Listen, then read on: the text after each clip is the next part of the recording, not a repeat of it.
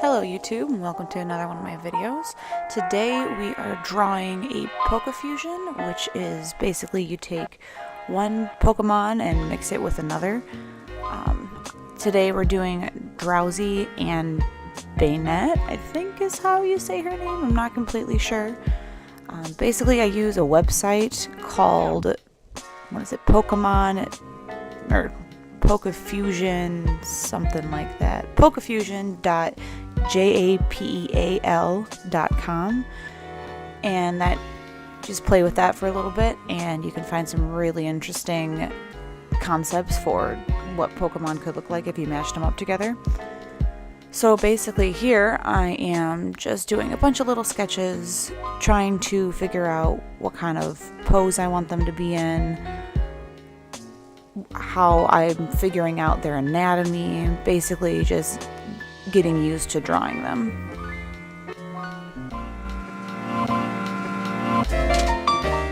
Not gonna lie, it did look like he had to fart, so I mean, I couldn't resist.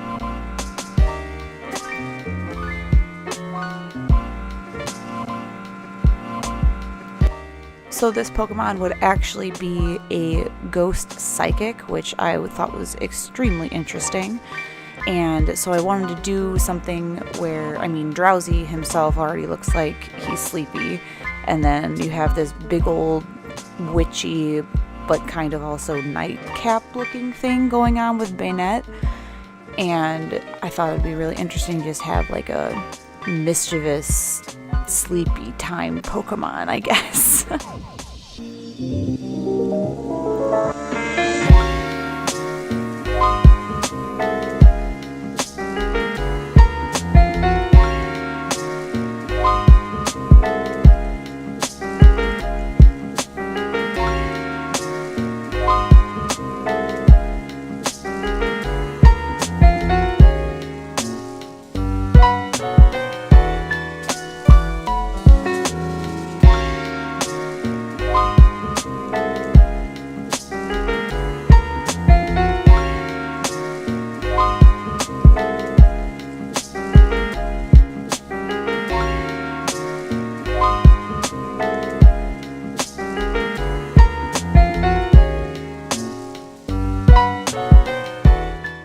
So now we're moving on to what will be the final piece, just sketching it out right now. I decided to go with the little farting position because I thought it was the most interesting one of all of them. Gave him a lot of personality. I realized that it's super important to try to stay loose even when you're going into your final one, and that's something I always think that I'm holding myself back on. I don't know, I'm always concerned like, oh, this is the final one, you gotta make it perfect, but you gotta draw really loose in order to get that same kind of feeling you had from your sketch.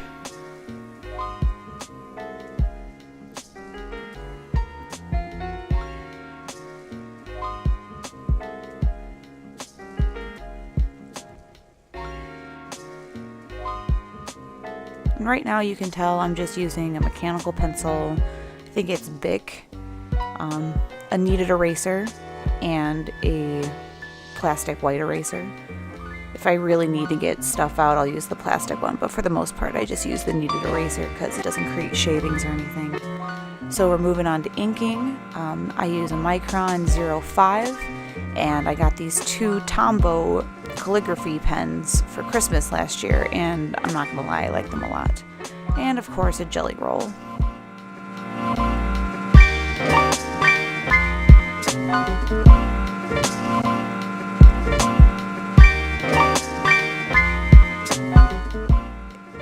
Don't forget to erase a little bit of your sketch underneath, that way it's easier to get it off all at the end.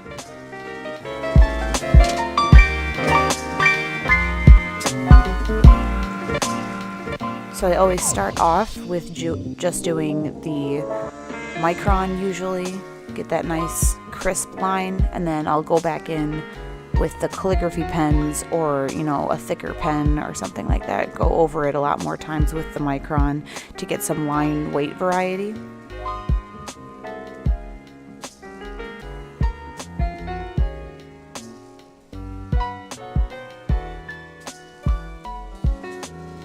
I gotta say, it's actually extremely satisfying watching myself draw this fast, because it's like, ooh, look at that line, it looked so easy, but really my hand was shaking half the time for this. Oh, I immediately regretted that star, because that point is touching the other little crimp of the night hat part, and oh, I was so mad as soon as I drew that, but I think I fixed it up in the end.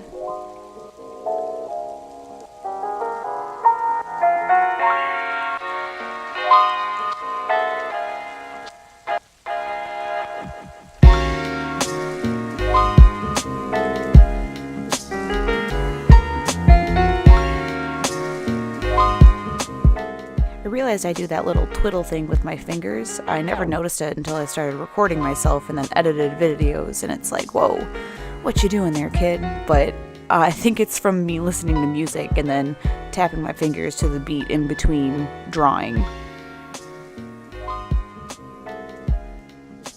So yeah, you can see I'm going in here with the Tombow calligraphy pens I have, and it just really makes things stand out a lot more than having just that thin line. Some people like a really thin line. I like to have mine a little thicker with a little more variety.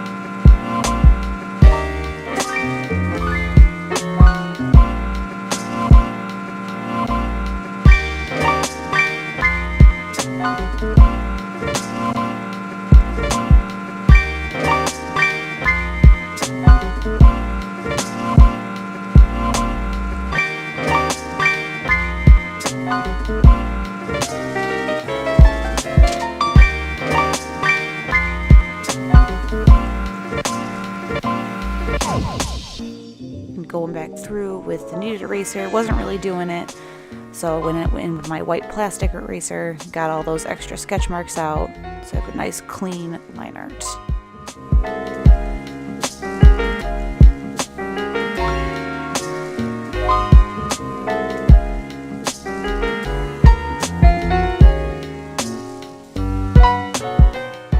So going on to color, I have a variety of markers. I have some Prismacolor markers, I have some Copic markers, I have some artist Loft markers. I'll probably do a video comparing, contrasting a few different brands. But right now we're going in with a tone gray Copic sketch marker, and you can see here I was not intending to do the bottom gray. I meant to actually do the top half gray, but I just kind of wasn't thinking and just started sketching in the bottom, and I said, you know what, it still looks like Drowsy's color pattern, so it's fine. I'll go with it, because I couldn't really back out then. And you'll notice with these Copic markers, especially this yellow, I had to go over it a few times. I don't know if that's because my marker's drying out. I honestly haven't used it that much, so I'd be very surprised if it was because it was drying out. But I've had some better luck with some cheaper brands than Copic, like Artist Loft. I actually really like these markers. They're about half the price of Prisma markers, and they seem to work just as well, if not a little better sometimes, especially because you see how patchy that kind of is on the yellow. I don't really get that with the Artist Loft markers. Maybe it's just that yellow, but going in now with some white Gellyroll pen just to kind of make that arm stand out, because there's a lot of gray kind of all in one place. And here I tried to kind of fix that star so it looked like it was behind it, at least give it some depth more than just a bad tangent point. And of course, you gotta sign it.